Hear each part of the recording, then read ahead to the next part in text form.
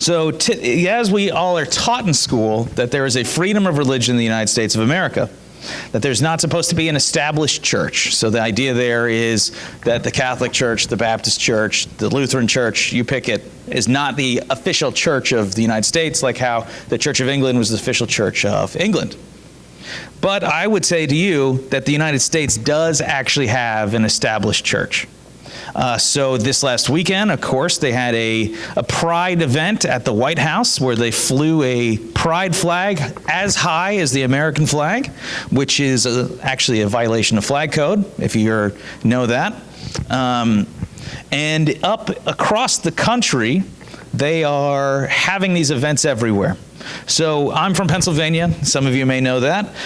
In Lancaster County, they had I'm going to call it an idolatry parade. And a man went out to share the word and say, hey, like, this is sin. And public property on the sidewalk, they arrested the man for speaking the Bible to this event to these people. Which in America, as of last I knew, you are allowed to speak the truth from the sidewalk. If you're on private property, there's some questions there, but the sidewalk, the road are publicly owned land.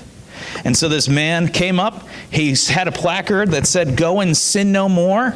And as he was about to speak, the cops came and they arrested him. And they tried to say he was saying threatening things, but fortunately, we live in a day and age where he was recording everything he said. And so not only did the cops enforcing this religion, and this is in Lancaster, Pennsylvania, which Lancaster's a lot like Sarasota, but it's the more Amish and more Mennonite version of this there. And so for me, being from PA and from the other people who might be from Pennsylvania, this is pretty shocking. When we think of blasphemy laws, we always think of like countries like Pakistan or Iran, where if you dishonor the nature of the Prophet Muhammad, they will string you up and they'll kill you for attacking his honor. Other places where they sort of have blasphemy laws as well is like in communist China, when you attack the state attacks you back. It's because the country is God in China. In America, we are no longer honoring Christ, and so they attacked the new state religion and they are arresting people for it now. Now I know that's not going to hold up in court as of right now, but this is what's happening.